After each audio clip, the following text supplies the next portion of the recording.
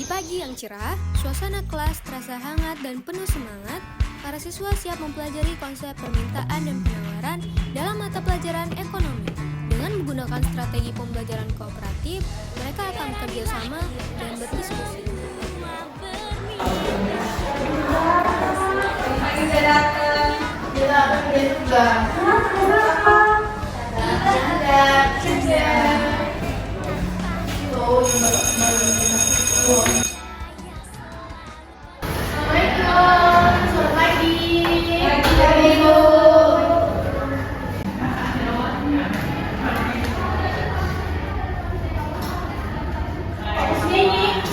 Ya Bu, dirusak kelas sebelah Bu.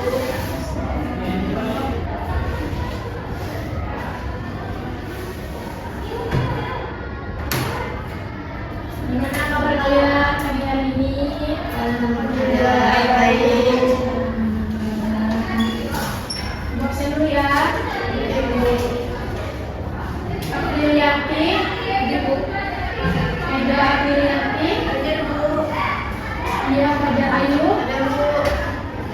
Azara ada nih, ada Bu. Baik.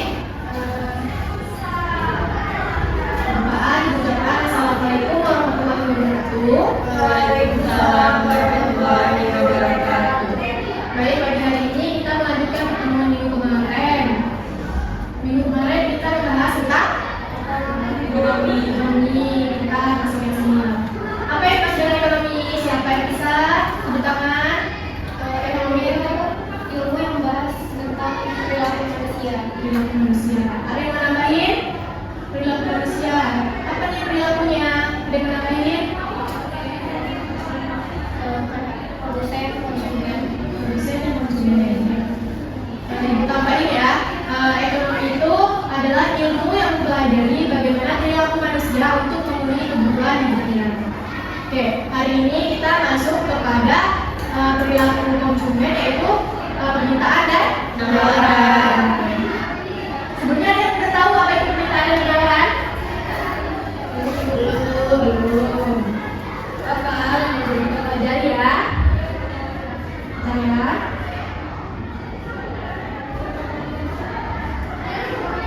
Jadi, permintaan dan penawaran itu adalah konsep dasar dari ekonomi mikro, yang mana menggambarkan interaksi antara pembeli dan penjual yang berada di pasar atau tempat interaksi jual beli lainnya.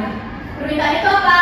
Permintaan adalah jumlah barang atau jasa yang ingin dibeli.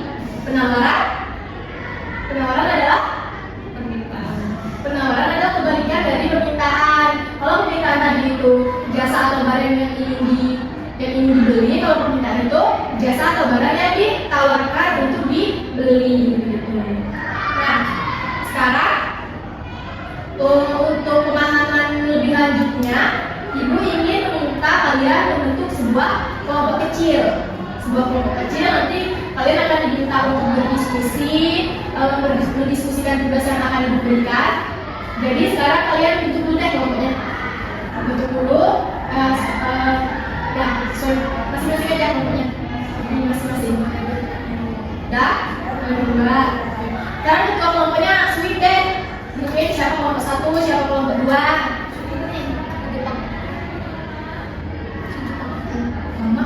Salah. Siapa? Oke. Tapi mau kelompok berapa? 2. Berarti kalian kelompok 1 ya? Terima ya? Oke. Sekarang ketua kelompoknya atau perwakilan kelompoknya silakan maju ke depan. Ini ambil kertasnya.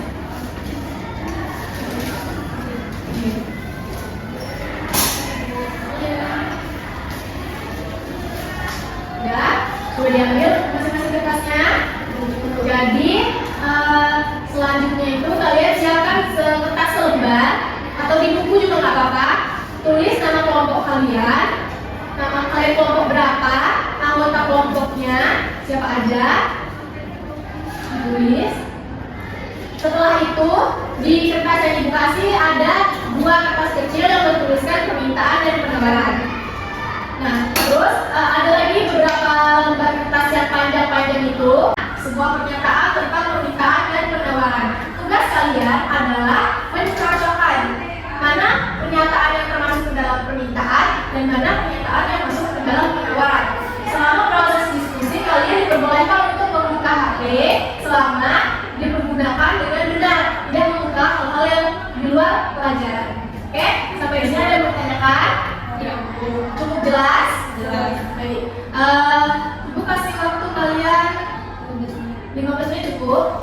15 menit untuk berdiskusi. Aku cari coba penawarannya. Coba dulu cari. Kita rasa iya. Coba cari di sini. Kan permintaan itu ini. Gimana kalian? Bu, nama ini permintaan Bu. Bapak Ibu, Iya Bu, ini bisa masuk ke penawaran, bisa ke permintaan, jadi bingung Bu. coba kalian pahami lagi. Cari-cari di kan Ibu perbolehkan buka Google, kalian bisa buka Google. Aman ya? Aman Bu. Kalian gimana? Ada yang ditanyain enggak? Ada yang bingung enggak? Ada yang Google ya? Manfaatkan teknologi sebaik mungkin. Waktunya tinggal 5 menit lagi ya. Ya Bu. Udah. Kalian udah. Oke. Karena tadi udah sweet ya, sekarang yang lanjut nomor 1 dulu. Presentasikan hasilnya, formatnya pas presentasi itu perkenalkan nama kelompok, perkenalkan nama anggota, baru paparkan hasil diskusinya. Dipaparkan hasil diskusinya, dijelaskan ya kenapa itu bisa masuk ke dalam permulaan dan juga alasannya. Baik, Assalamualaikum warahmatullahi wabarakatuh. Waalaikumsalam warahmatullahi wabarakatuh. Kenapa kami dari kelompok 1 saya Dian Rayu. Saya Putri Andara Ardiani. Jadi kami akan mempresentasikan hasil diskusi kami tentang permintaan dan penawaran. Di Pernyataan pertama kami untuk permintaan itu adalah jumlah barang atau jasa yang ingin dibeli oleh konsumen pada berbagai tingkat harga dan periode tertentu. Itu masuk ke pernyataan permintaan karena itu merupakan pengertian dari permintaan. demikianlah presentasi dari kelompok kami. Apabila ada kata yang salah, mohon maaf. Wassalamualaikum warahmatullahi wabarakatuh. Siap dulu.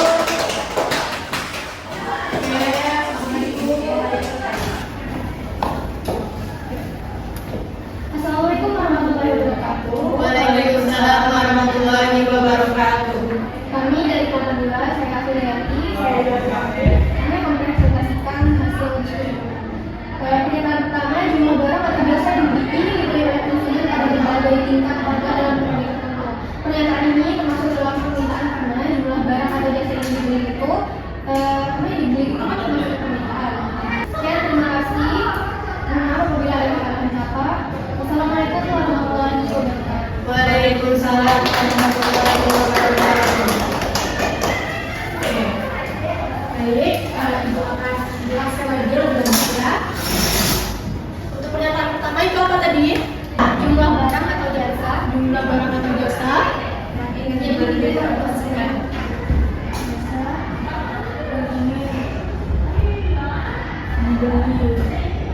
Kenapa ini masuk ke dalam permintaan? Karena jumlah barang atau jasa yang dibeli itu kan termasuk ke dalam permintaan. Kembali lagi ke konsep awal, jasa atau barang yang ingin dibeli itu termasuk ke dalam permintaan. Yang kedua, ketika ada suatu barang umum, ada suatu barang, pembeli terhadap barang tersebut, pembelian terhadap barang tersebut untuk membelikan meningkat.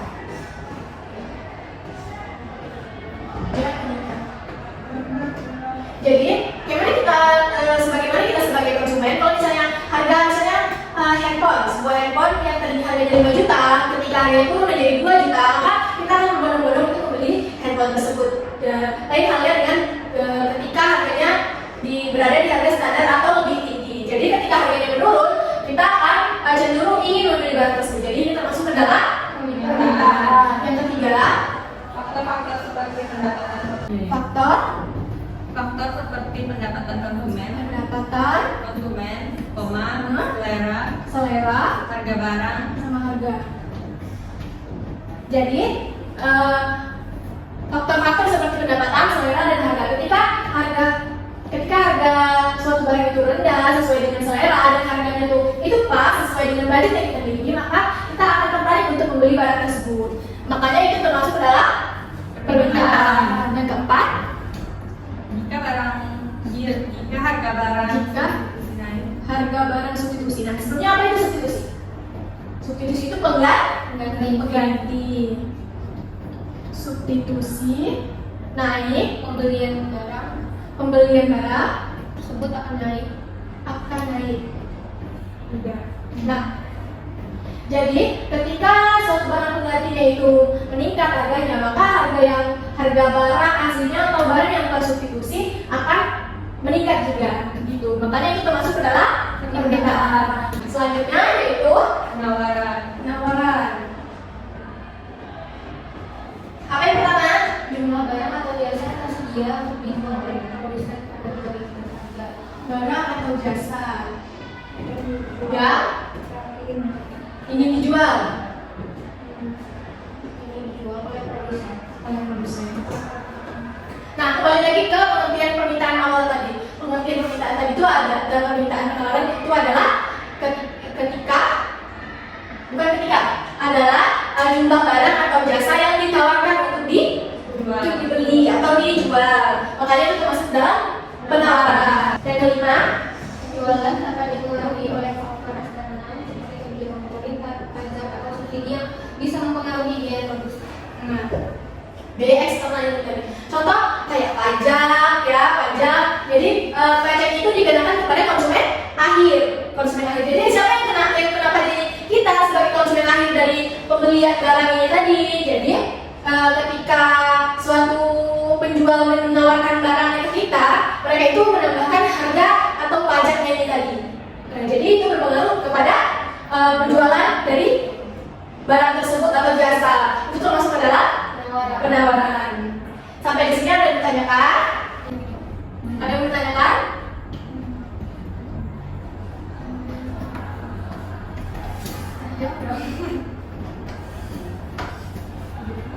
Dia mau nanya? Iya Bu, dia mau nanya. Yang nomor 3 itu Bu, kalau nomor 3 Penawaran atau penawaran? Yang penawaran Bu. Yang penawaran 3 Itu tadi jelasinnya dia kurang masuk Bu. kurang masuk tadi. Jadi di sini adalah teman kalian nanya nomor 3 ini maksudnya apa? Biaya produksi yang naik akan mengurangi jumlah barang yang diproduksi. Jadi maksudnya di sini itu ketika biaya produksinya naik, bahan-bahan pokok tadi Bu membicarakan penjualan bakso. Ketika penjualan bakso itu yang tadinya awalnya modalnya 100.000, namun tiba-tiba harga pokok cabai, daging itu naik semua menjadi total nih jadi 200.000 nih modal penjual, jadi 2 kali lipat. Jadi sedangkan penjual ini hanya mempunyai modal 100.000, jadi dia hanya mampu untuk mengeluarkan modal sebanyak 100.000. Jadi dia akan mengurangi jumlah barang atau jumlah bakso yang dia produksi tadi. Maka dari itu kenapa biaya produksi yang meningkat akan mengurangi jumlah barang yang akan diproduksi gitu. Paham? Oke. Ada lagi yang mau ditanyakan? Cukup? Oke.